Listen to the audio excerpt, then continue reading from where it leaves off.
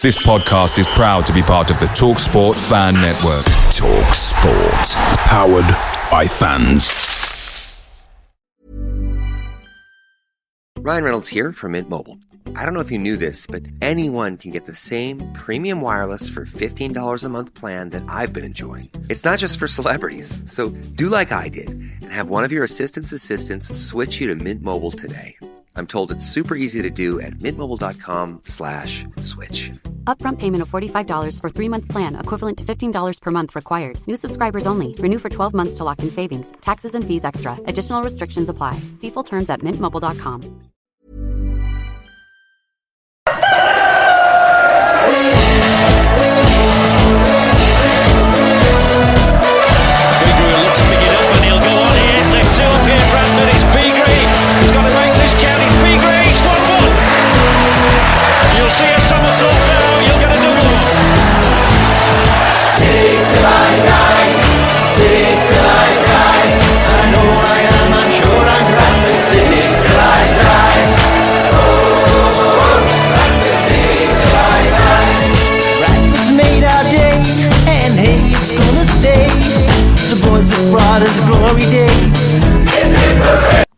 Right, wherever you are in the world, good morning, good afternoon, good evening, good night. Welcome to the Bradford City vs Barnsley EFL Trophy pre-match chat and other stuff. Right, Owen, if you want to start us off, bud. John. Yeah, I can hear you, mate. Are you off to the game tomorrow? I am off to the game tomorrow, mate. Are you going? Yeah, I think I'm going to go down. And do you think we'll win, lose? What do you think? Sure. It's a tough one because we've both got nothing to play for. Yeah, so we're currently both on 6 points at minute, goal difference of 4. So basically, we could get battered and still go up. Well, that's the thing. We're already qualified, aren't we? And so are they. It's more for a battle of who finishes top, but does it really matter? No, it don't matter. It's a meaningless game. But if we win, we win. We go top of the group, and we'll probably get a team who's finished second in the other leagues or other divisions. Is that how it works then? Yeah. So whoever finishes top, I think. So if Bradford finish top, they'll end up playing somebody in, I don't know, they could play Stockport, for example, who finished second. Right. Are they all the last games tomorrow? Yes. Like when's that the draw and that for knockout? So Burton are playing Mansfield, Charlton, Sutton, MK Dons, Northampton, Swindon, Exeter, Bradford, Barnsley, Colchester, Peterborough, Accrington, Stanley, Nottingham Forest, Academy, Crewe, Newcastle, Academy. Yep, quite a few games on tomorrow, bud. So, but are they like all the last games? Yes. You know? They play 4 games in the leagues.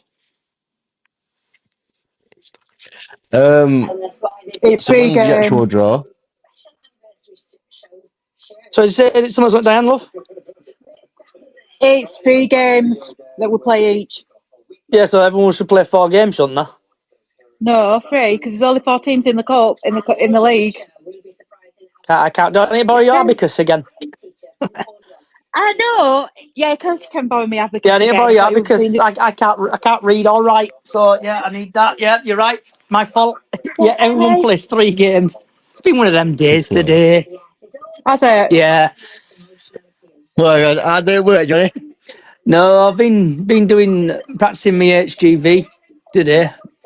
Been what, sorry? LGV, driving big wagons, been practicing that. Been a long day. Oh, nice one. Doing donuts tonight in car park. Yeah, donuts in car park. Right, I'm just going to remove you a minute, Owen. We're going to move on to other people. So, Diane and Stan, what's your thoughts on Bradford City versus Barnsley? I think we're going to win them tomorrow, definitely. Because, like you say, we do want to win, get to the top at league. I think we'll beat them.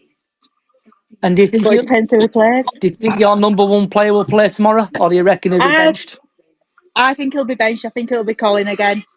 It's good, Job. I know who you were talking about. Yep, your number one player. My number one man. What about you, Stan? Yeah, I think it'll depend on which side he puts out and then what his criteria is going to be for that side. So is he going to kind of have like a mix of first teamers with some fringe players, or is he going to put more fringe players in to kind of get a view of,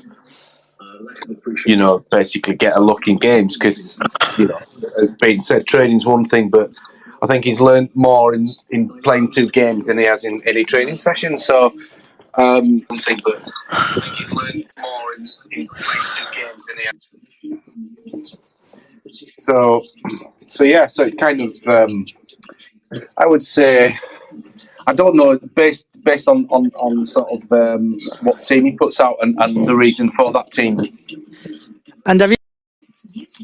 So looking at a couple of comments we've had Steve pop in. I think he has to go with fringe players to see what they can do. And then Crypto Bantam, anyone interested in throwing tennis balls when even if it's supposed to be happening, security are aware, so stick them down your front of your pants. Oh, God. It's going to be one of them days today, I can feel it. Yeah.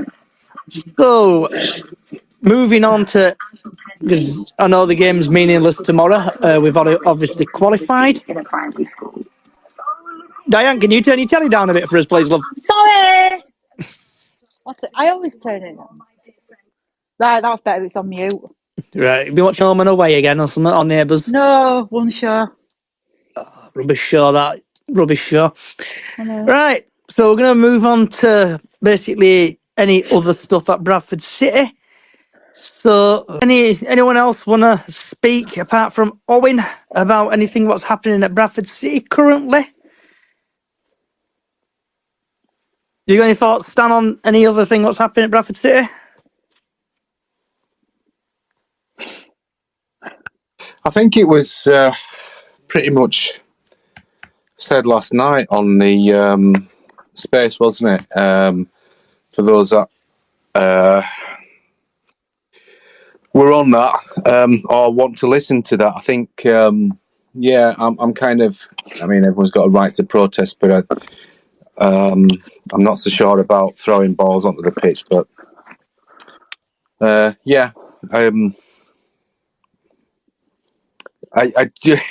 in a nutshell, no, because I think, like I say, I think it's kind of, there was a very long space last night, and pretty much was said last night. So apologies if that's kind of, I don't think there's anywhere that I'm too bothered about listening to my opinion on it, but yeah. Miss Kelly, I know you've got loads to say on that. You've been chomping at the bit. I just think it's absolutely ridiculous. Just throw it. I mean, are people just going to walk up to the game armed with full bags of tennis balls? Do you know what I mean? Morrison's bags. For God's sake, I just think it's ridiculous. Yeah, I agree. It's either one person's going to do it and get banned, or multiple people. What is it actually going to achieve? I don't think it's going to achieve anything. So, Chris, if you fancy speaking, have you got any thoughts on the game or the other Bradford City related stuff?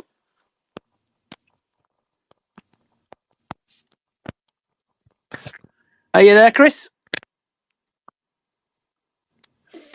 Johnny, can I just let you know, one of my good friends, Graham Doherty, has joined. He's listening at the moment.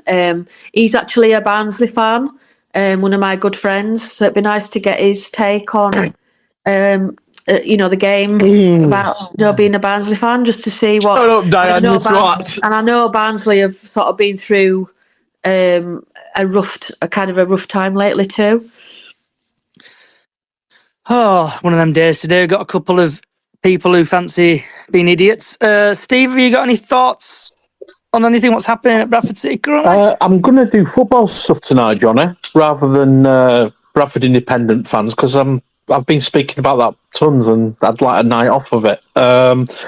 But I wanted to see what everybody thought about what we'll do in this next transfer window, because I think it's probably one of the most critical transfer windows we've had in a many, many year.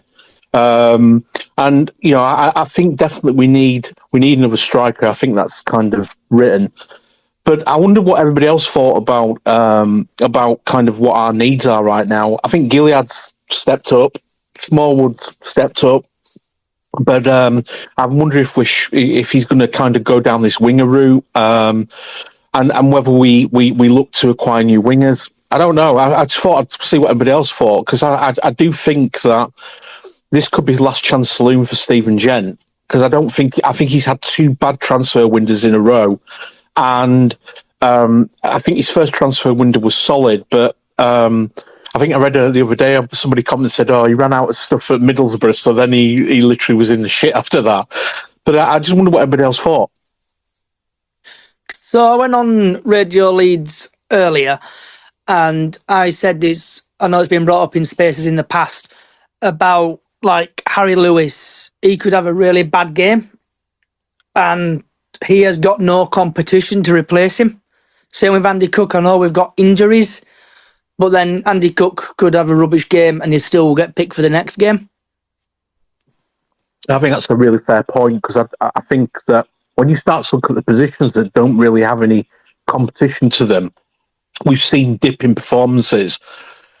And I do think every player needs competition for the place. Otherwise, they become a little bit complacent. I think Harry Lewis has had a drop in confidence. Personally, I think that he was dealing with some of the shots he's had against him last year quite easily, and then this year he's had a couple of fumbles, couple of kind of long distance shots that he's not been able to deal with.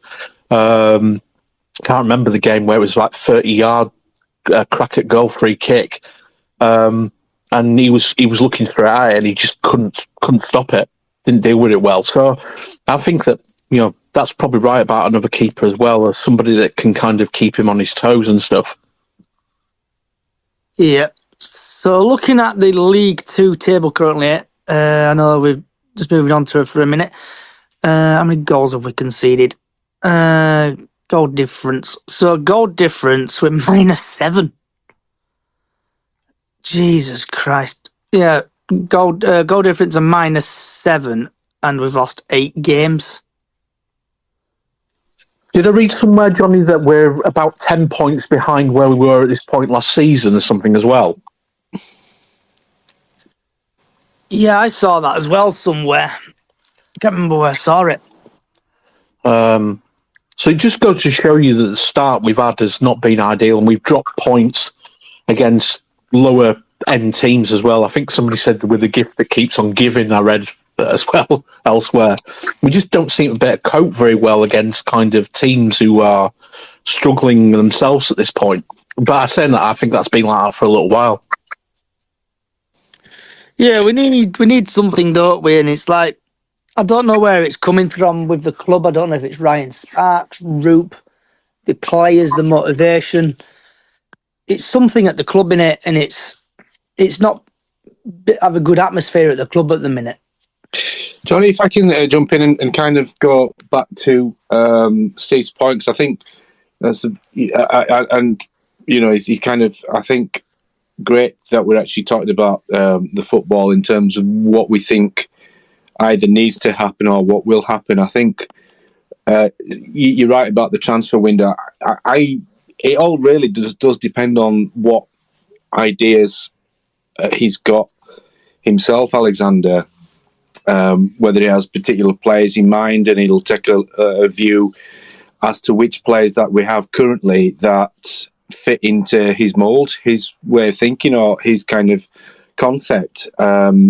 Because it's all right saying we'll let these players go. I mean, but who's going to take some of these players? Who's going to take them on loan? Who's going to sign them as permanents? So you kind of have to think of that in the mix in terms of like how much you get rid of. I think somebody said on a space last night that Jake Young wants to come back, and I mean that's good, because whatever has happened between him and Mark Hughes, and we'll probably never get to the bottom of it. However, it was never between the fans and Jake Young. I think it's different with Owen Doyle because the fans got on his back, and I don't think he liked the club, whereas I don't think that's the case with Jake Young. So, and we do have a bloated squad. I think there are obvious people that probably wouldn't or shouldn't get a game in most people's opinion. The likes of Ash Taylor, but we're kind of heavy in midfield. We've got Kev McDonald, we've got, like the centre mid, we've got Kev McDonald, we've got Pato, we've got obviously Gilly and Smallwood, and we've got Ryan East to come back. Now, is it a case of, because he's got like between now and January to kind of get an idea of who he wants to keep in, but also with the players coming back, there's that little conundrum of how long does he give those before he has an opinion on those players. So it's a tough one for Alexander because unless, I mean, I'll admit I don't know what his kind of style has been prior to this. I know he was manager at Scunny when we were in League One challenging for the Championship. So, I would hope between now and the next 2 or 3 games, and that's why probably tomorrow is important, that he kind of gets to see combinations in terms of, like, hopefully he'll be able to assess very quickly a core of players that he thinks, right, okay, this is the core that I want. And it might be a case of, well, actually, when we get the loan lads back in, we may be okay. And the case of, like, if he can move anyone on that he would like to move on, you don't know at what point Oliver's going to come back, fitness-wise. He's not going to come back very quickly. He's going to be, hopefully, for his sake, introduced 10 minutes, 15 minutes and build that up. So that's going to be a slow process. And obviously it's been talked about, hasn't it, in terms of like giving Cookie and Harry Lewis a rest in terms of like, it's more a case of taking them out of the firing line and just, between now and then, if like, say, for example, we've got somebody like Kieran Kelly, and say Platt are back middle 2 of those. Then it's a case of like, well, it might be that the defence might settle down. I don't feel we haven't really had a settled defence, have we? Apart from Brad and Rides, but in that middle 2, and at the start of the season, the middle combination that basically made us one of the best defences in the league last year. We were conceded, one of the fewest amount of goals, and that was down to all the back 4. Last season you had Stubbs, you had Roms, and you had Platt, and you had any combination of those 3, like 2 out of those 3, did a good job for us, as well as Harry. So yeah, I think unless he kind of sees it in training, and that gives him a good idea as well, that he's thinking, well, that player's not my sort of player, then he might start planning. But I think it'll be very much, it might be that unless he's got a completely different philosophy to what we've done over the last year and a half, I would suspect that he probably needs to just find the actual combinations that we've got within this squad. Because, like I say, it's not Championship Manager. It's not like you get like on a game and you get an email from such and such a chairman, and then you negotiate. These are people. These are players. They're employed by Bradford City. It's their job, and so they might not want to go. So it's a big job, but it's also a big set of plates he's got to spin, and it's going to be very interesting to actually see what it does. I hope personally that for whatever it is, he finds the right formula, and then we move forward. But yeah, very interesting point to bring up, Steve. Owen, have you got any thoughts? Yeah, but what on Alexander? On anything, or Stan's points, or anything, or what Stan said? On the Alexander point, it's one of them, and it's early doors, but what cards have they really been dealt with here, you know what I mean? It's like, a lot of people criticising the squad and that, but, like, you look at that second half on Saturday, and two of them players in that second half, start the second half, you know what I mean? After the subs were, they were nine of them were playing for the team last year. I think they were only Smith and Richards that were new.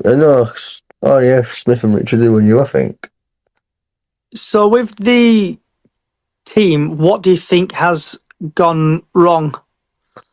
Do you think it's just like motivation, or do you think they can't be bothered? Do you know what it is, right? I don't want to criticise RG, Mr. Graham, but why is he setting up in this 4-4-2? Yeah, I know we had a discussion on stuff yesterday about 4-4-2. I think a couple of people say, no, it's like a dinosaur formation, 4-4-2. People hate it or love it. But like when we were under Hughes, he were playing 3, whatever formation he was playing, and then people were crying out for 4-4-2. I think 4-4-2 would work with wingers. It's just we need the players for that positions. Well, we've actually got wingers, but we just like to play Jamie Walker. Who, what the hell? Like he's not a winger. I don't care what anyone says. He's not a winger. Like he's a number 10 on a good day, and he's still not fucking good at that. But that's besides the point. We've got like Chapman and Tulloch on bench, and they are wingers. Bobby as well. Yeah, to be fair to Graham Alexander, he did come out after the game, didn't he? And he said that he has to take the blame because he set up wrong.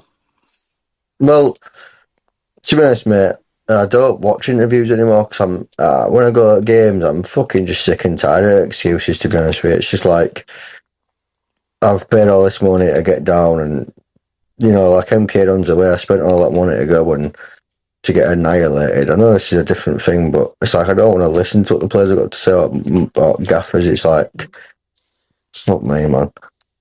So with the results, Owen, yes.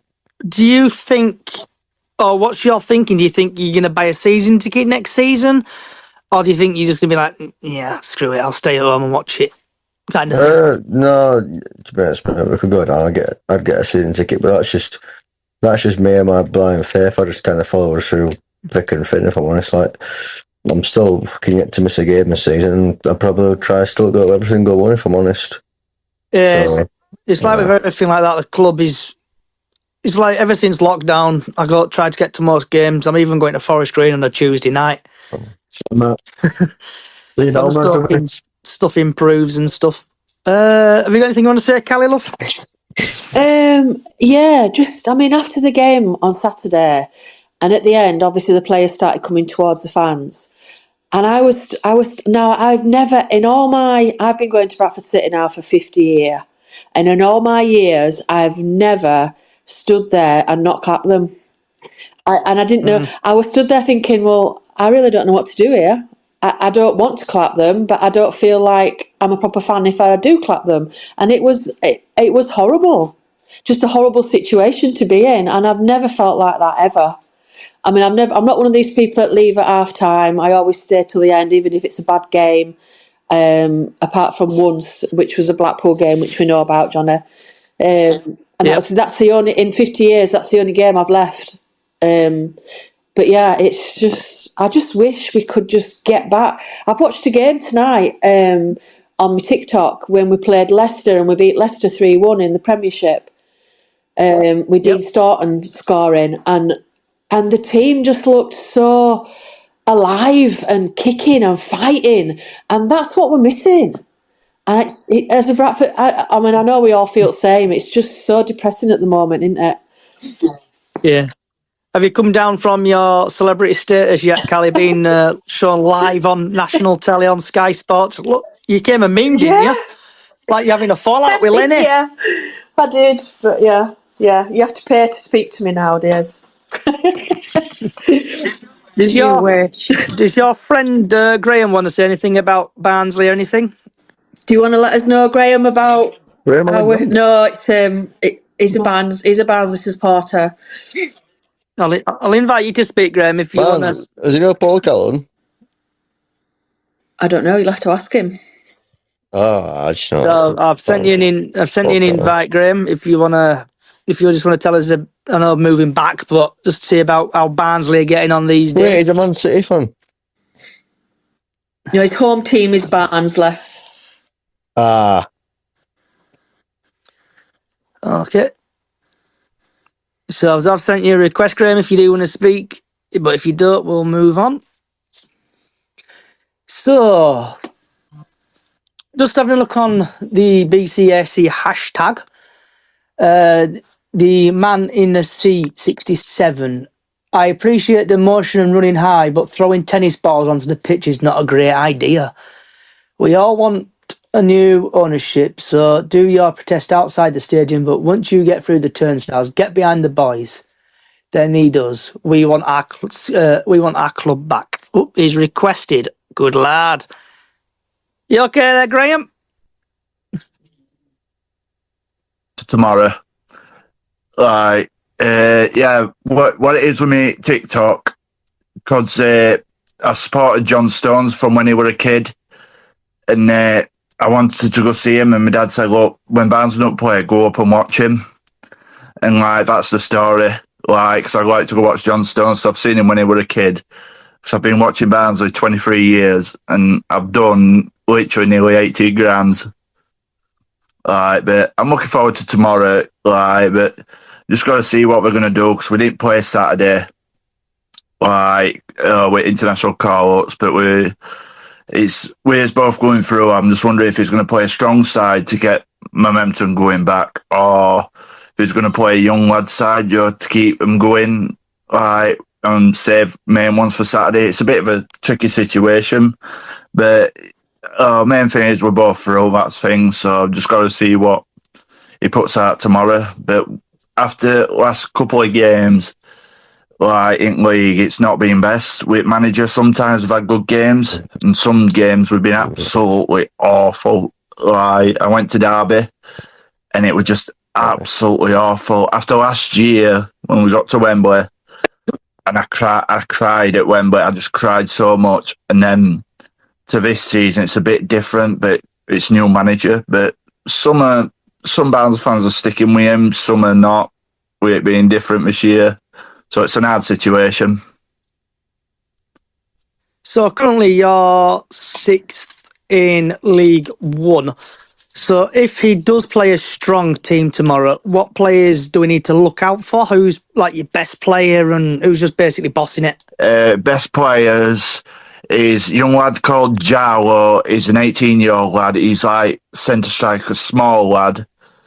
Like, he's got like dreadlocks like that. He's a good Luke O'Connell. He's a good midfielder. He's had time off with injury, but once he gets going, he's got quick ability. Like, and if do play him as well, Aidan Marsh. I went to Horsham last week, and seeing Aidan Marsh and come back, and Will Connell switching it did help Barnsley a lot better this time, and it's been a massive, great thing. So, main thing, Luke O'Connell, Aidan Marsh, if he starts them, I think he might do, and Jarlo, the striker. He's been very, very quick. He's only 18, but he looks promising. After last JPT, he looks like the part, you know what I mean? And I think in a year or so, I think he might be a good first-team player. It looks like you've got a former Bradford City player playing for you as well. Devante Cole. Yeah, Devante Cole. Yeah, he's getting that ability, but getting goals in. Like, sometimes he has bad games, but every player does. No, you look at Messi, Ronaldo, and Haaland. They have bad games. You're not going to get it every time, but he does play well. He's found his feet and he's got us them goals. You know what I mean? But when he don't play, it's a bit of a thing. Who's going to score his goals? So we've not had much this year, and it's not a thing. I think he's a good player. Like, gets ability, passing, and when he's on form, he can be a fantastic player. Because looking at your stats, he's currently your top goal scorer in 11. He's absolutely bossing it. Then you've got Callum Styles on 3, Barry Cotter on 2, John McAtee 2, Jonathan Russell 2, and then you've just got basically a few players on 1. Yeah, that's the thing though. He's been main key player, but I think with January, if we don't keep him, Devante Cole, I reckon we could be 50-50 if we go up or not, because I'm not too sure, because when we had Michael Duff, I had that confidence a bit more, because we played fantastic. If we had a bad game, we'd progress, but this year, some games have been not best, because we've always sold top players. We've had players, and we've never said, look, why can't we keep them? Why can't we just say no? But we've let them go, and then signed players that are not ready in our team, and it's not worked out sometimes at best. We've let some fantastic players go. And with Devante Cole, for me, we need somebody that can score goals alongside him that can play well, but sometimes it's not worked out. But I think with Luke O'Connell coming back in, I think it might work, but there's January coming up. Who knows what happens? So looking at your team, have you got any weaknesses in your team? Have you got any is your team scared of, I don't know, long balls or anything like that? Or where do you normally concede your goals from? Mainly defence area, long balls sometimes when it goes over. So when we played Ocean 3, we drew 3-3 at our ground, they were lumping it, and then defence weren't catching up a bit, and defence lets us down. We're not keeping up with it, so long balls are not best things sometimes. But when defence goes back, it don't seem to cope sometimes. So sometimes when we're not best, we seem to concede. Okay. Has anyone else, they've got anything they want to add about and I'm going back again, the Barnes, keep going back, it's like watching Bradford City. Anyone else want to chip in anything about the game tomorrow before we move on again and leave that? I have a question to the Barnsley fan. Oh, no. Sorry, Owen, were you... No, go ahead, son, sorry. Yeah, sorry. Barnsley did quite... If I'm trying to remember last year, Barnsley did quite well last year, didn't they? Did the playoffs? Have they had a hangover from last season, from the playoffs, missing out? I think it was, because we were speculation Michael Duff being picked up and all that, but some said, he was greedy to take money, but this day and age, if you're going to triple your wage, you're going to take it. It's hard, because I think Michael Duff was on certain wage, but he did well, and we got that players, stability, that progression, and I think we being Sheffield Wednesday, local rivals, it hit him hard, and Luke O'Connell had a breakdown because he missed a chance and it broke him, and we got so far, and what it was, we went down to 10 men for 70 minutes. We fought so hard. I was proud of lads, to go down 10 men for 70 minutes, and we held them. Legs had just gone, and I think it hit them hard, because they tried so hard, but I was so proud of them. And I think with that, with Michael Duff going, we had to get another manager in, and it's new manager's statistics. So from going from one manager out highs to another, it's a big, massive change for him. So it's whatever manager's style Michael Duff had, we've had to change, and quickly. And I think it's just, I do have to agree, I think it was hangover at Wembley that affected them, and I want to try and bounce back, but I think some games are not there for it. Yeah, interesting. I do genuinely think it happens to a lot of clubs when they get so far, and it is difficult to get over. I think last season in League Two, Northampton, although they didn't get, but they got. I think they lost out in the semi-finals last year, and there's a whole kind of reset that needs to happen, and then things happen where you lose players because obviously they were on the promise of maybe playing in a high league, etc. So yeah, I'm just interested from a Barnsley perspective, whether it's similar to what we've had this year. Yeah, that's thing in a similar perspective. But if we don't go up this year, I think a lot of players will be gone. I think a lot of heads will turn because some fans after Derby game will call him for manager, but I'm still 50-50 with him. After last season, fans are expected hoping for a club like Barnsley, hoping to try and bounce back, but it just not fully worked out yet. And I think some fans are not overly confident. But I'm hoping JPT, Papa John's Trophy, whatever it's called now, change it that many times.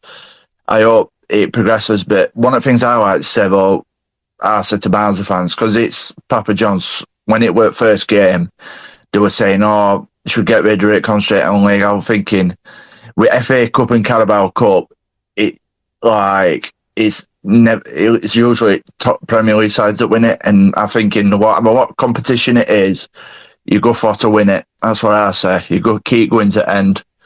And I think no matter which competition, just you enter it to win it, not just to kick about. And I think that's what I think. Because Owen was going to jump in with something there. Owen? Yeah, sorry I got off that point a bit, lads, but I just want to know what our team might look like tomorrow. I think I'll probably go for Fringe, I reckon, and my money's on probably Doyle in net. Ash Taylor, if we play Ash Taylor, they're going to kick his ass because he's not been very good recently, but he'll probably play a lot of Fringe players just to see how they play, and if they play naff, then they'll be probably gone in January. I think it's a bit harsh that Taylor's been ass. I won't call just him out. I think Stubbs has been as bad recently. Pair of them, mate.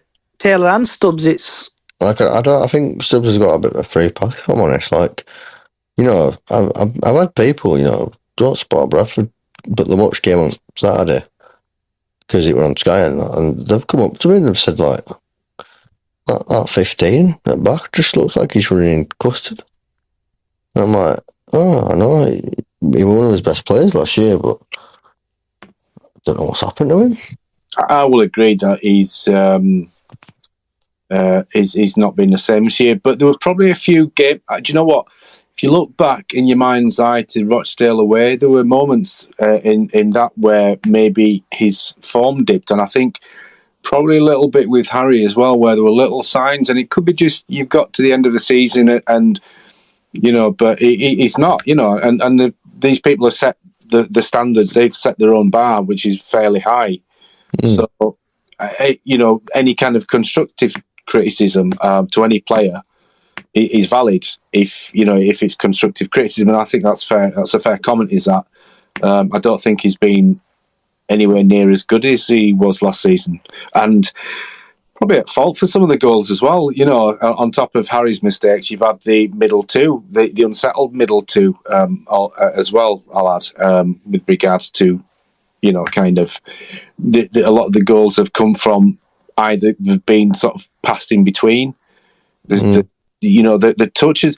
If you remember the touch, was it Taylor passing? There's a couple of incidents in a few games where either Taylor and or Stubbs have had a really bad touch, which has led to basically letting somebody in, or a simple pass that should not be anywhere near kind of going astray, but it has done, and we've let players in.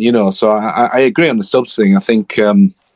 For me, give Platt and Kelly a chance. I don't know. That's down to Alexander to sort of see what he thinks and see how the trains, etc. But let's hope he finds a formula for that. So the team, what played Notts County, Lewis, Richardson, Stubbs, Taylor, Halliday, Poynton, Gilead, Smallwood, Walker, Cook and Smith. So when... Johnny, I think he's got to start Platt and Stubbs tomorrow. Just try and raise some confidence in Stubbs and get them getting an understanding again, because I don't think that Taylor's the answer. I think put Platt alongside there, you're a lot more solid. 100% agree on that, yeah, because Taylor, I know I've been on here and past podcasts and spaces been berating Taylor. Tell me if I'm wrong what I'm saying, guys, but he's like, I know we got him from Kilmarnock or whatever it's called in Scotland, but he's not good enough at league. I know I think he's had like one good game since I've watched him, but he hasn't seemed to improve. I don't know if it's like morale or just his motivation, but it doesn't seem he's been playing well. To be honest with you, Johnny, I think he's looking for too much time all the time. The point that Stan made about the misplaced passes, that's happened in about 6 or 7 games that I've watched this year, where the basics seem to have gone out the window, where they're trying to pass across the back four, but they're putting a ball, like, where at speed sometimes, they're hitting the balls too hard sometimes as well. And literally they're having to kind of adjust to then start an attack. And then when we do that, we've lost all momentum because they're having to adjust to a really bad ball. Those defenders really need to work on kind of like basics again, putting a ball just in front of Halliday so he can run onto it. But instead, you watch in some of the games, they've put the ball behind players, so then the defence is having to adjust. And that's unforgivable, really, for professional footballers. You expect them to be able to kind of put a decent pass forward and put the ball in front of the players so that they can run onto these things. Because we always seem to lose momentum, and then we go back to basics of putting it backwards and then playing it across the back four forever and a day again and again. So, like I said, I think tomorrow he's got a prime opportunity to raise some confidence in those centre halves and literally get a partnership going with them again and push forward, because I think that's what these games should be used for, especially when he's in his planning phase at the moment. But we'll see. Do you think he'll play Andy Cook tomorrow, or do you think he's going to rest him? I think he'll rest him tomorrow. And to be honest with you, I don't know about anybody else, but I think he needs some time out the firing line, to be honest with you. I mean, some of the chances that he kind of squandered on the weekend, he would have buried those last season. So the lad is obviously struggling with various different things. It's confidence in it, Steve, that Cook's lacking at the moment. And yeah, I think that Andy Cook is one of the most dangerous strikers in the air in our league. He's got so much power, but a couple of the shots a couple of headers that he positioned himself last game, it was like a shadow of himself, because he would bully defenders out of the way to get to that ball. And I've seen a few times in the last sort of like 5 games, Sutton particularly was I was stood right behind the goal, and he literally was getting bullied by their defenders. Now that never happened to Andy Cook last season at all, and I just think that he needs. Ryan Reynolds here from Mint Mobile with a message for everyone paying big wireless way too much. Please, for the love of everything good in this world, stop. With Mint, you can get premium wireless for just $15 a month. Of course, if you enjoy overpaying, no judgments, but that's weird. Okay, one judgment. Anyway, give it a try at mintmobile.com/switch. Upfront payment of $45 for 3 months required. New subscribers only. Renew for 12 months to lock in savings. Additional taxes, fees, and restrictions apply. See mintmobile.com. He just needs to collect himself a little bit, and maybe I think tomorrow might be a good night off for him. Just let somebody else have the pressure and let them have a go, because I think he'll be better for it. Who else would you play though? Like, I know you could just say Smith, but then that's $1 million question, isn't it? Yeah, I think you could play Chapman. Personally, it's got to be Derbyshire, because why he ain't getting a game is a bit beyond me, to be honest. I know people want to bring up his age all the time, but when he's played, has he done shocking? I don't think he's a pretty reliable striker. It's just because he's 37, people have just got an issue with it, and I don't really get it. Have you got something to say, Diane, love? I have about Andy Cook, like they were saying, if we rest him, don't forget last season when he got rested, he came back better. He seemed refreshed when he got dropped for them last few matches over Christmas. I think he came back better. He almost like he gets his hunger back, Diane. Yeah, definitely. You can tell the difference in it. It's like there's a point to prove as well, isn't it? He's kind of like, any away fans giving him grief motivates him, and like anyone, being dropped for a few games seems to motivate him as well. Is that kind of that was what Hughes was really good at in terms of managing Andy Cook. Well, he was a striker who knew that pressure, didn't he, though? Yeah. With Andy Cook though, like at the Notts County game, where I was stood up next to Callie all game, and at the end of the game, obviously some fans a bit further down were giving Andy Cook jip. Police got involved, but I think Smallwood did. I think it was Smallwood who was captain who did stopped him losing his shit and told him to walk away because Andy Cook looked like he was going to go off the rail. I don't know if anyone else saw that. Yeah, I was coming down the aisle, and it was almost like what was said to him. And the thing is, the thing that's really egregious for me from the idiots that kind of did that was one of them. He's got his arms raised, like when people kind of. It's almost like a really aggressive gesture, or you kind of like when you're giving it large to somebody, and it was kind of. You can absolutely criticize a player without getting personal, without being abusive. You can say, you set your standards high. You've not done as well. You're a better player than that, etc. But it looked really unpleasant, and this is the thing with what's happened this season from the fans on the terraces. It's obviously a minority. He's clearly a minority, but it's just this kind of really unpleasantness, and I mean that sort of a real kind of. It's just there's no need for it, End of the day, Cook wants to score goals. He wants to play well, and I don't think there's anybody that unless they're not running, that doesn't want to do anything. Cook is really low in confidence. You saw that. In the Stockport game, that he was almost like beating himself up. Yeah, he could have got a hat trick that game. Misses a penalty. You could see it in it. You can see it. He's that sort of player, isn't he? He's kind of like he sort of. So he needs like a chance or a fluky goal to just get him back on track. And we hope that was at Newport, but it sort of, there were obviously the team was kind of like there was very much a cloud hanging over the team, so it probably didn't help, but. It was really, really unpleasant, and end of the day, these idiots, it's like to berate a player for missing chances. I mean, that's ridiculous. If a player's not put any effort in, you can tell him you're lazy shit or whatever. But to kind of come at Cook for that is really unnecessary and unpleasant. That second time, that is 2 matches in a row that fans have had to go at players, because don't forget last Saturday they had to go at Ozzy Derby in the Cup. And he came over and Gilliard pulled him away. It's got to stop that though, isn't it? It's not exactly kind of enthralling them to put on a shirt and come out fighting and giving everything for 90 minutes, is it, for the club? No. Especially when you see fans, abusing people like that. I mean, going just back to Cook, I've seen some of the kind of training videos, etc. The Cook that we saw last season where he was laughing and joking is gone. He looked so serious when he's basically on the fit. He doesn't look happy.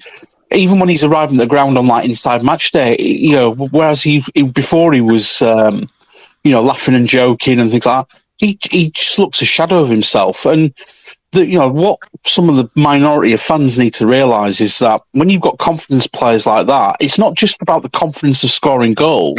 It's about how he's perceived as a player by his own fans, because it will have an effect on him. It can't not do. He's only human, isn't he? Because Chris Nail has just tweeted us, Cook is 100% confidence player. He currently has none. Yeah, I mean, you can't disagree with that, can you? It's kind of. And I'll say one thing as well that's been very much a thing. And if you remember the games last season where Tranmere away was probably one of the first ones, but you could just sense the atmosphere in the ground in a good way. Like when you're going into the, you get your pie and whatever you're getting before the game, and your cup of Bovril or whatever, and. There was a really good atmosphere, and that transferred onto the players.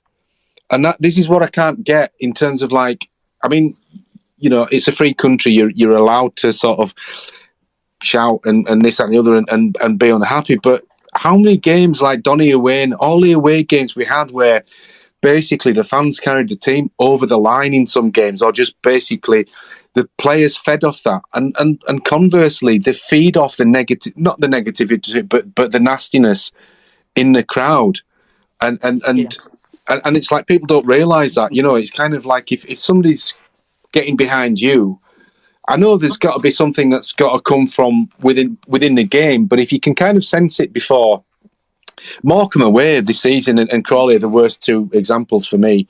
There was a real kind of underbelly at the Morecambe game, where people are like offering each other, saying they're going to, when they see them in town, spitting on each other and stuff. And it's like, come on, guys, you're adults. You're doing this in front of your kids. It's like, at the end of the day, okay, you've paid money and stuff like that, but it's not the most important thing in the world. And to kind of get to that level of vitriol is just just have a word with yourself and just think, look, it's not nice, and to expect the players then to kind of perform when basically, not that it's the abuse they're getting that I can't agree with, 100% criticise the performance and stuff like that, but abuse, no, it's kind of crosses a line. It's like with what you're saying there, Stan. Like, I've been to games with Callie and a couple of other mates, and we've gone to game and we've been, we're gonna smash these. Like Tranmere, we're gonna get excited. We're gonna beat these, and then the fun is going. And if there's not a part, like you're saying there, party atmosphere in the stands, I think it's because we're not up there. I know we're currently 19th in league, but fans seem to be getting pissed off, and the stuff they're saying is bang out of order. Like what they do with Andy Cook, Ossie Davis, bang out of order.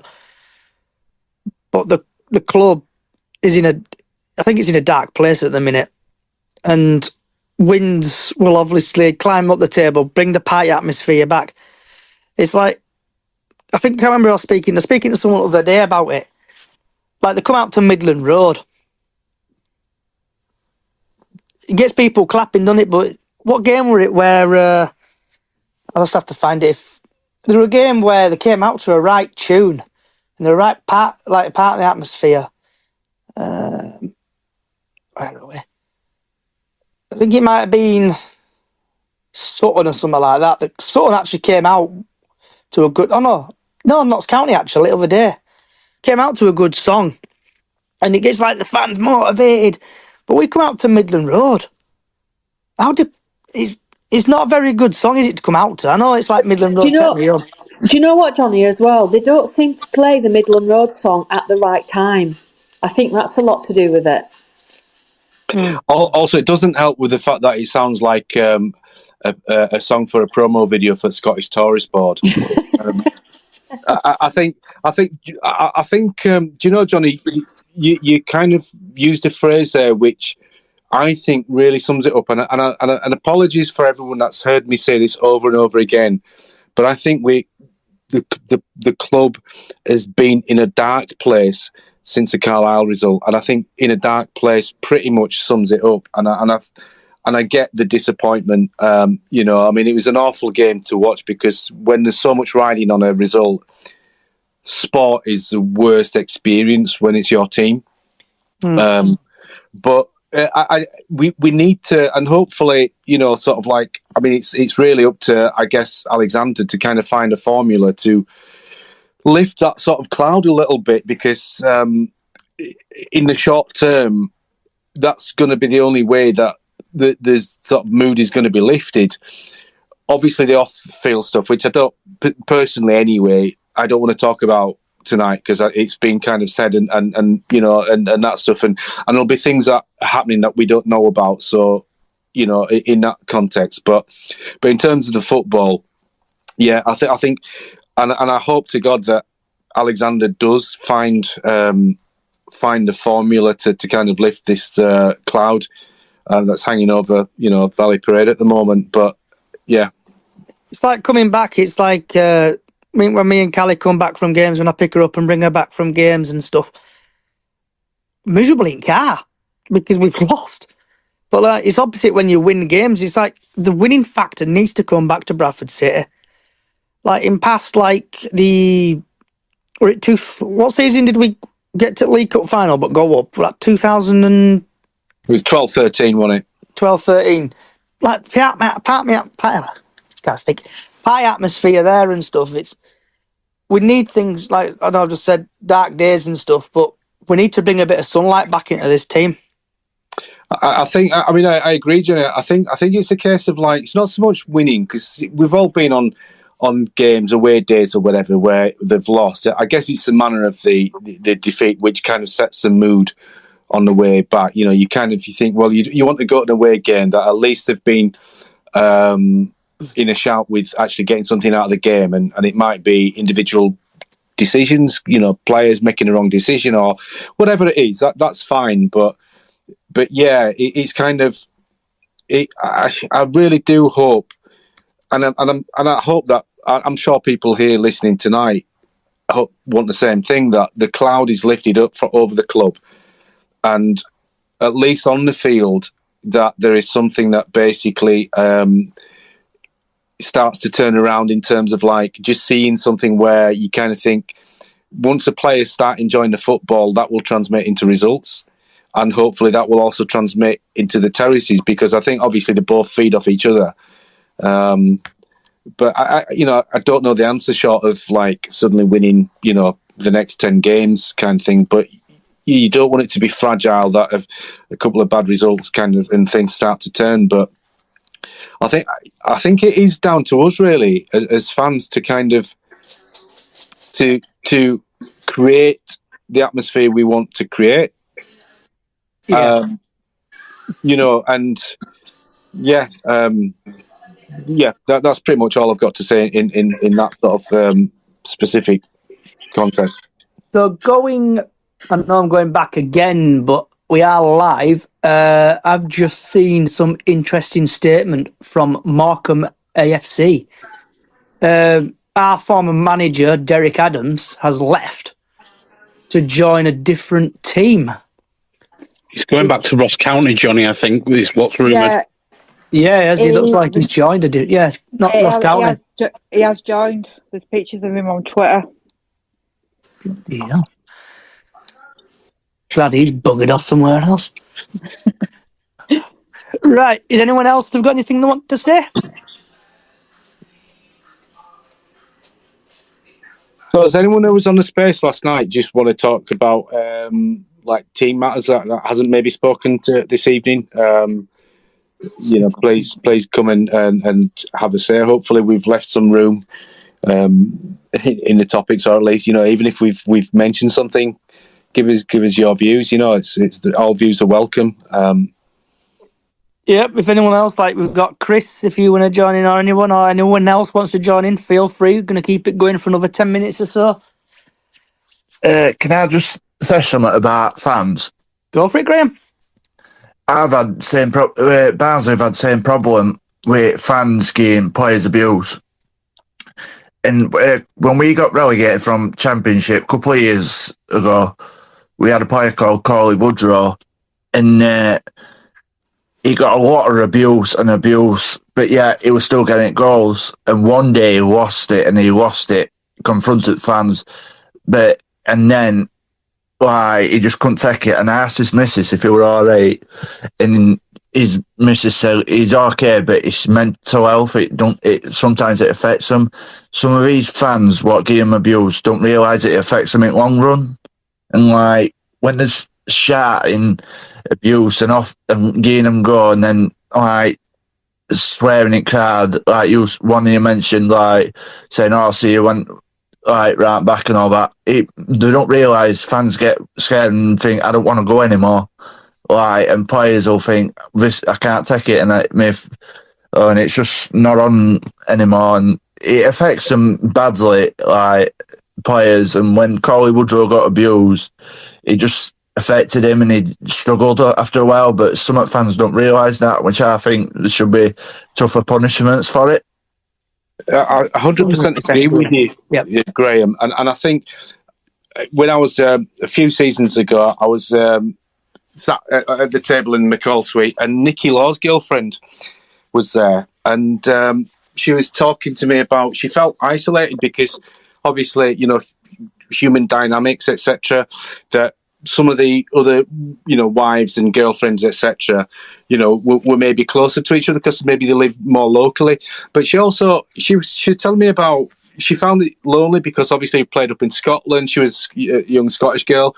She came down, lived, I think, somewhere around Sheffield, and didn't have any friends, was alone, and then obviously was having to do the school run, etc. And if you think of that, and that player goes home to that wife or girlfriend, and the girlfriend is kind of like saying this to him, and that's on his mind because he's a human being just like the rest of us, and you're 100% right. Shouting abuse at players is just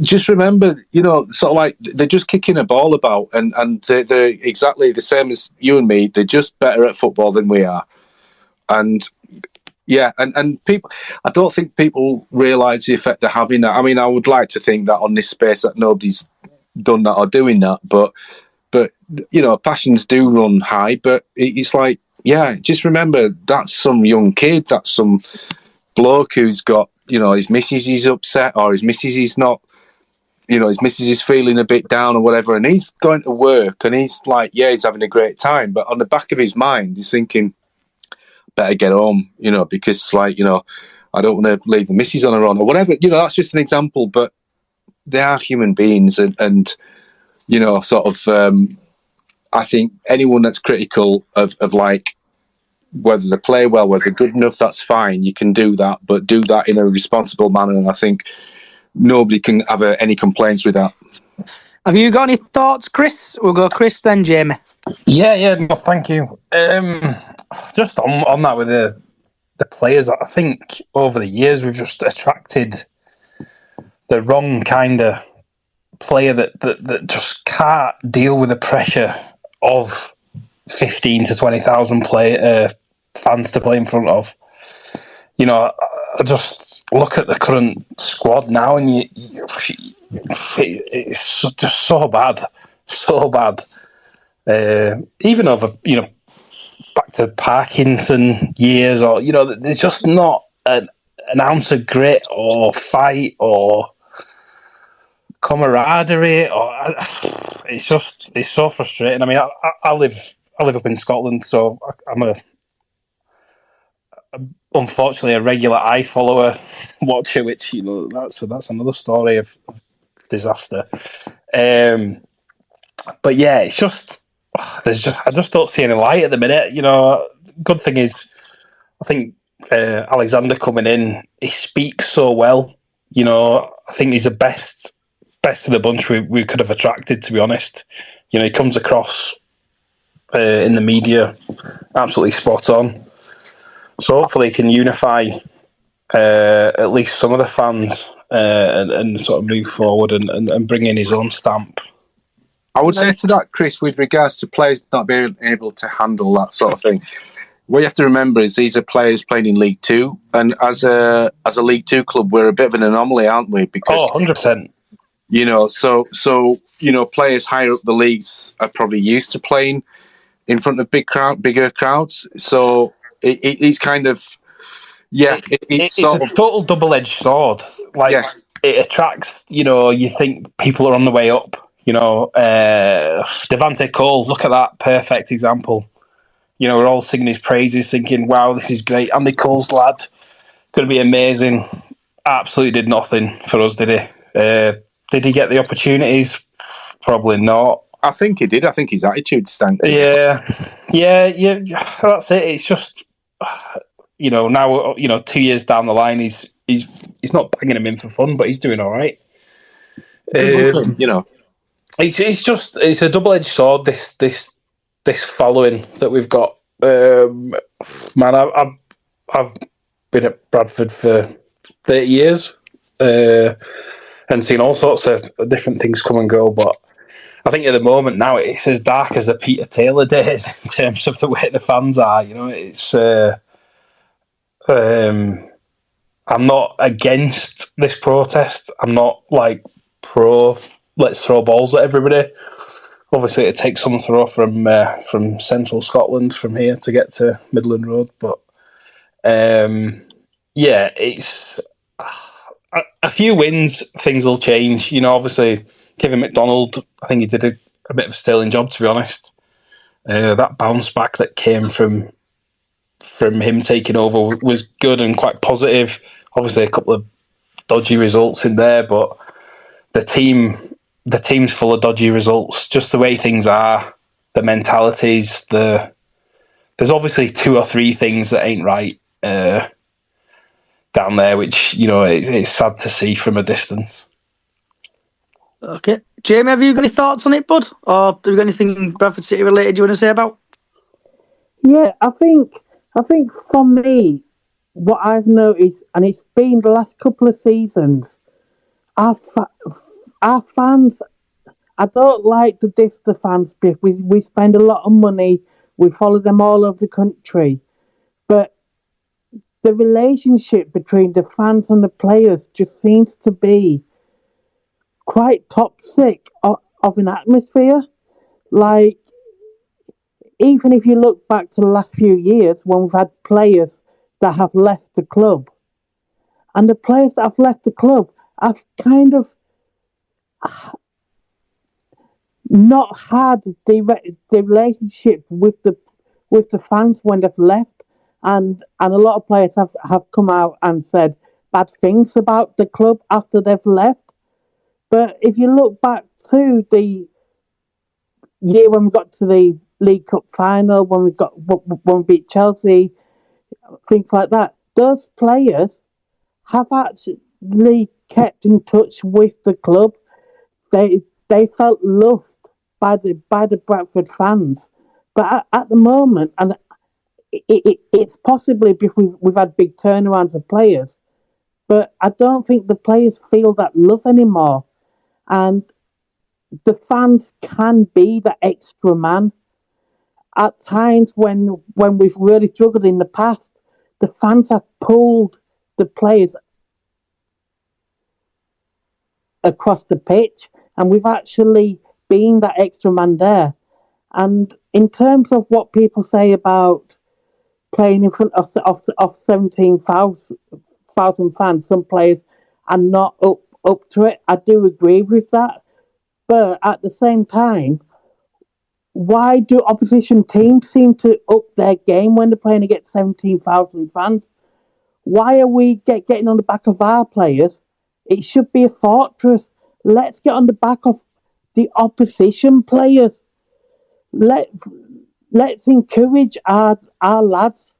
I'm certainly not a happy clapper, which I've been accused of in the past, but if we make a mistake, if we let a goal in, don't just turn around and say, "Oh, not again." Encourage them, clap at them, cheer them on, because if their heads have gone down, it's our job as fans to pick those heads back up again. And I think we just need to, as fans, we just need to really get on with that. Yes, there's lots of things happening in the background, which I'm not going to talk about. Yes, we'd all like lots of changes, but for 90 minutes, no matter what's going on that pitch, we should be there encouraging them, because they're not going to turn things around if they've got 17,000 people on their back. And that's just my opinion. That is fantastic, Jamie, because watching the Matter of Heart DVD online and also on YouTube, I remember times where we would concede and the whole ground would come and cheer them on, to roar them on to get goals. The fans need to be the 12th person, I reckon, to get the team scoring.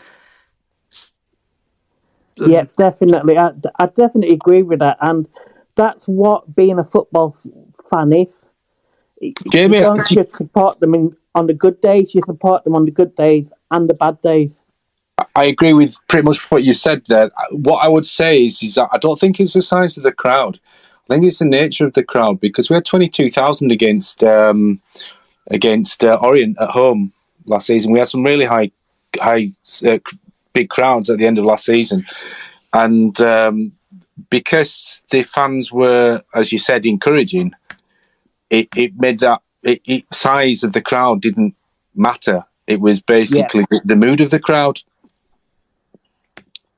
No, definitely, and I totally agree with that. And in my opinion, if you're always encouraging the players, no matter how many fans are there, the more the better. If you've got 17,000 fans and they're encouraging you and they're pushing you forward, then that's got to give you that extra 10% that you need on the pitch. It's like, I know in the past, I think myself and especially Callie, she's mentioned about Gary Jones. And Gary Jones was like the leader, the captain. He dominated the pitch. Do you think, I know we can't do it, but like have 12 Gary Joneses who actually show fight and stuff like that and passion? And like scoring goals, celebrating with the fans, just like the good old days. I know it's like going back to Stuart McCall, but for third time, but like passion and just passion on the pitch. Do you think they need someone to motivate them and kick them up the derriere to play better? Yeah, we do. Yeah, the fans need to be motivated by the players, and the players need to be motivated by the fans. So last year, Harry Lewis, every game, the fans absolutely loved him because you could tell he had that passion there. For whatever reason, he's struggling this season, and I think, obviously, in the summer, he said himself, his mum even said he struggled mentally, and he had a kind of a mini blowout week, which he said himself. And I think his head's kind of gone down a little bit. But last season, every game, he got the fans going at the start of the game. But I think he now knows if he makes one mistake, he's got, and I would say a minority of fans, one mistake, and they're on his back. Even if it's in the second minute of the game, they're on his back. And where's the encouragement there? I think with the fans, and you can tell me if I'm wrong, I know I've probably gone over, like, repeating myself, but we're currently 19th in the league, and fans are slowly starting to turn. It started at Tranmere with, obviously, like, Cookie came over, people clapped. Then Husey came over, you're getting sacked at morning, it got a bit toxic. But slowly I'm thinking the toxicness is getting bigger in the team, and the fans are just pissed off with everything what's generally happening on at the club. I think, sorry to jump in there, but like with Mark Hughes, like he was just so cocksure, confident of himself with every interview. See if he was just humble and said, you know, like this weekend where I said, look, I've got it wrong. Hands up, I've got it wrong. I think it's just started this big wheel turning that at the minute the club can't do anything right. It's just so negative that you know we could win 10-0 tomorrow and there'd be a problem about pucker pies. Do you know what I mean? Or anything. I think, Chris, on that though, he was the same Mark Hughes that he was last season, and you know there wasn't that kind of atmosphere about the place. Yeah. I think because we liked him last year because we were winning. You know. Well, yeah, it's kind of like, I think. I mean, there's been a massive shift in the mood since the summer, you know, and I've said it a million times now, so I won't go over it again. But kind of, So now we've got to just, the fans have got to find a way as well to kind of. I know a lot of them don't feel like they can because they probably feel they don't have any control, or you know, their sort of the main passion is going wrong, etc. But as fans, we've got to find a way of kind of putting it behind us, because otherwise it's kind of like, well, where do we go? It's like if at every turn the player makes a mistake, the fans are going to get on their back, then they're not going to get out of this situation. So I think the team, and I'm sure they do, the manager realise that where we're at in league position, but also the fans have got to realise that as good as the fans were last season and the role that they had to play, they've got to somehow reprise that role and find a way themselves to basically, back the team. The second half, the fans were great, on Saturday. Yeah. And I know, the team were very, very poor in the first half. But they were night and day. I mean, obviously, I think Notts County maybe switched off a little bit in the second half. But, yeah, you could see that obviously the half-time talk had worked. Like I say, I think Graham is going to be good. I think he'll be good for us. I do. But going back to even the interview stage where there's just nothing coming out from the club about what's going on. Even now, like people are hearing that, Rupp's not spoken to him yet. It's just bonkers. I mean, you just wouldn't run any company like that, whether it's a bloody sandwich shop or a multi-million-pound printing company or anything in between. You bring in anybody in of any position that the owners aren't involved in. It's crackers. But I'm all for positive thoughts, and let's hope that we're going to turn a corner. January will be interesting, that's for sure. I think so. I would say as well. I think as fans, and please, anyone shoot me down if you disagree with me, but I think what we've also got to not do is jump on any kind of little bit of information like that about Rupp not having spoken to him, because if Alexander's not bothered by that, then what difference does it make? If he is bothered by that, then that's, but we don't know that. And it might be a case, as Alexander himself said, well, in a 2 or 3 games, he'll have a better idea of where he's at, then he's likely to speak to him. So we're allowing ourselves to be wound up by every little bit of news, and we're not kind of zooming out a little bit and just kind of let. There's just been so much negativity for I don't know, this season or since the sort of playoff loss. It's been hard for anybody, but that's my thoughts on it anyway. That it's hard to see. Bobby Poynton's probably been a shining light. That it's been a little bit of a story that we've got a local lad in there that's kind of kept us on off our seats, stood up watching him play. But yeah, there's a handful of players in that squad. Never mind the first team, that they are holding it together. They're dragging us through the line. Lewis, I think, was exceptional. I think he's been overworked, to be honest, and back to recruitment side of it, like how he's never, had somebody to challenge him. Obviously, Doyley's fantastic. He's just a cheap option. It's a squad seat and it's a coach. But he must be absolutely mentally fatigued. And I think that's what's showing us now, So I'm going to start winding up, guys and girls. So I'm going to ask everybody 2 questions. First of all, the important question, what's the score going to be tomorrow? And second question is, where are we going to finish this season? So I'm going to start with Stan, who likes to sit on the fence, and then we'll work our way back. No comment. There's always one. Diane? I think we're going to win 3-0 tomorrow night, and I think we could do playoffs. Ooh. Steve? I'm going to go 2-1 to Bradford tomorrow, and I've got 10th in my head for some reason. I think we've dropped too many points, but I'm hopefully proved wrong. And just while I've got the mic as well, if anybody follows Tom, Almost No Pit, he's released a bit of a a tweet, which is allegedly the security team at Bradford, the stewards, who have been asked to basically kind of search people effectively for tennis balls.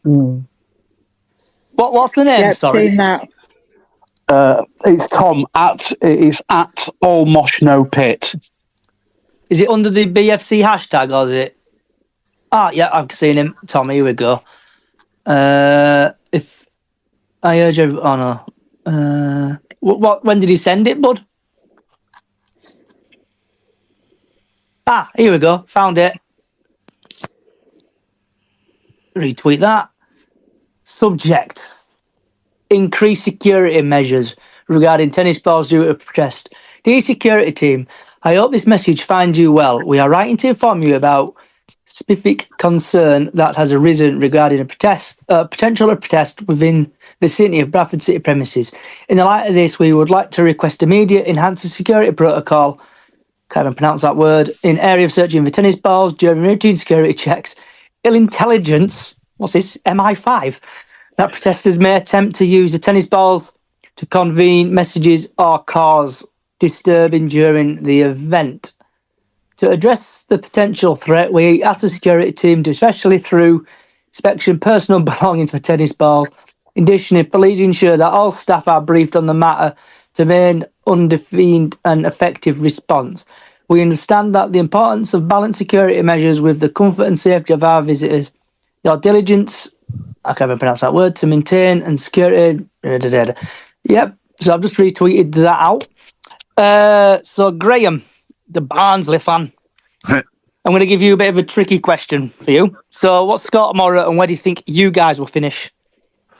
I think tomorrow I'm going to go for 2-2. And for positions, after the last 2 weeks, I think between 3rd and 10th, that I can't really call it because I don't know if you never know, we could pick up form or not, but I said between 3rd and 10th. Jamie?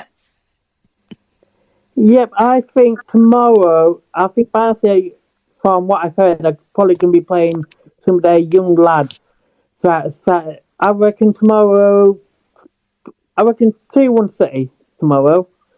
And where we're going to finish, I actually do think we've got the players that if we're going a good run, we can be that team that makes the playoffs at last minute.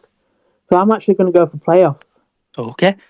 Miss Callie, who's currently shelf stacking somewhere in a location. I do not shelf stack, Johnny. I know keep you telling do. you this. I like winding you up. I'm going for a 2-1 win tomorrow. Oh, here we go. She needed to say something before we ended, didn't she? Yep, always chasing that dog. She's telling you what she thinks. Yeah. It's Dog's prediction. Yeah. Yeah. It's dog's dinner, that's where we finish. Dog's dinner. Yeah. Do you remember Doggy Day? Can I just say, do you remember Doggy Daycare? That was hilarious. Anyway, that's I'll tweet that out at some point, Callie. Yeah. Callie, sorry. So 2-1 to Bradford, and I think I'm going to be positive. I've supported them long enough to know we can bounce back, and I think we're going to end up in 6th place. And Callie, what's today's podcast sponsored by? Doggy Daycare. Yes. Burton away, if anyone remembers that. Burton away cup. It didn't matter whether we won or lost or Drew did it, and it was just hilarious game. Were you drunk? Were you tipsy when you came out of that? I was very, yes, yeah. And last but not least, Chris. I'll go with 2-1 tomorrow to us, and I think we'll probably finish 12th or 13th, to be honest. Okay. And my prediction, I think we're going to win 2-0 and we're going to finish, I'm going to go 15th.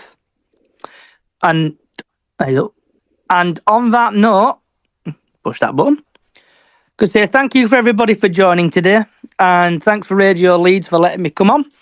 If you like what you're listening to, you can get us on Bradford City Up the Chickens on Facebook. Also, you can get us on Bradford City Up the Chickens on all podcast services.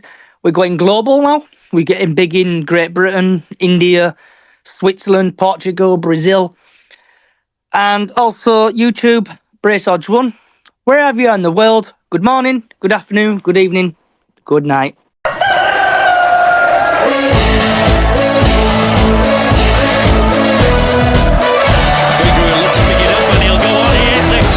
Bradford, it's Beagrey.